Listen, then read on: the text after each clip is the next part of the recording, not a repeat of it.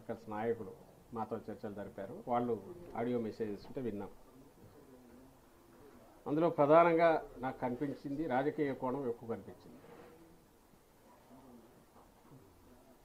ఈ నాయకులు అంగన్వాడీ వర్కర్స్ నాయకులు వాళ్ళు రాజకీయం చేస్తున్నారని అనట్లేదు, కానీ వెనక ఉండి నడుపుతున్న వారు కానీ ఏ యూనియన్లు అయితే ఏ పార్టీలకైతే అనుబంధం ఉన్నాయో ఆ పార్టీలు కానీ అవైతే రాజకీయపరమైన అజెండాతోనే చేస్తున్నాయనేది ముందు నుంచి తెలిసినప్పటికీ ఈరోజు వీళ్ళ మెసేజ్లో అది బహిర్గతమైంది.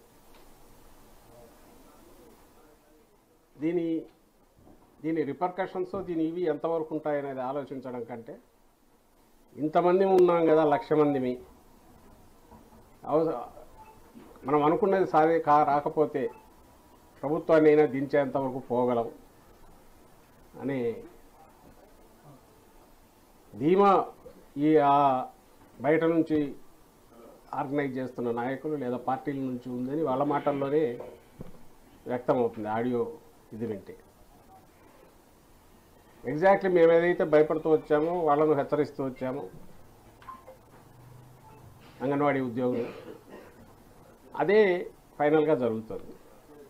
నేను చెప్పదలుచుకున్నది ఒకటే, మేము అంతకుముందు అడ్రస్ చేసిన ఏవైతే సాల్వ్ కాగలిగినవన్నీ చేసుకుంటూ వచ్చాము, ఏదైతే ఇమ్మీడియట్ ఈ టర్మ్లోనే ఇప్పుడు చేయడం కుదరదు కాబట్టి తర్వాత భవిష్యత్తులో దాని గురించి, ఇది ఎన్నికల సమయం, ఎన్నికలు వస్తున్నాయి, అయిపోయాక తర్వాత మాట్లాడదాం, దాని గురించి ఏదైనా సానుకూలంగా చేయడానికి ప్రయత్నం యాజ్ ఆఫ్ నవ్ అయితే చేయలేమని చెప్పారు. అది ఏదో బెదిరించడానికో, వాళ్ళు ఎట్లయితే సమ్మె అనేది బెదిరించడానికి మేము చేయట్లేదు అంటున్నారో నిజంగా చేయట్లేదు కూడా అని ఇన్నాళ్ళు అనుకున్నాం, కానీ ఇప్పుడు చూస్తే అది కనిపిస్తుంది. అలాగే ఇటు ప్రభుత్వం వైపు నుంచి కూడా ఉన్న పరిస్థితిలో ఇంతకంటే ఇప్పుడు పెంచడం కుదరదు, నెక్స్ట్ ఖచ్చితంగా వచ్చే సంవత్సరం దాన్ని తప్పకుండా ఆలోచిస్తున్నప్పుడు అందులో కూడా అంత నిజాయితీ ఉంది. వాళ్ళ డిమాండ్లో ఎట్లయితే నిజాయితీ ఉందో, లేదా వాళ్ళు రాజకీయాలకు అతీతంగా తమ సమస్యను ప్రభుత్వానికి విన్నవించుకున్నారో, ఇటు ప్రభుత్వం వైపు నుంచి కూడా అదే నిజాయితీతో చెప్పారు. అది మేము రాజకీయం కోణంలో అది జరగకుండా చేయడం కోసం భ్రమలో పెట్టడానికి ఏదైనా మాట్లాడి ఉంటే డిఫరెంట్, కానీ ఆ రోజుకు ఈ రోజుకు అదే స్టాండ్.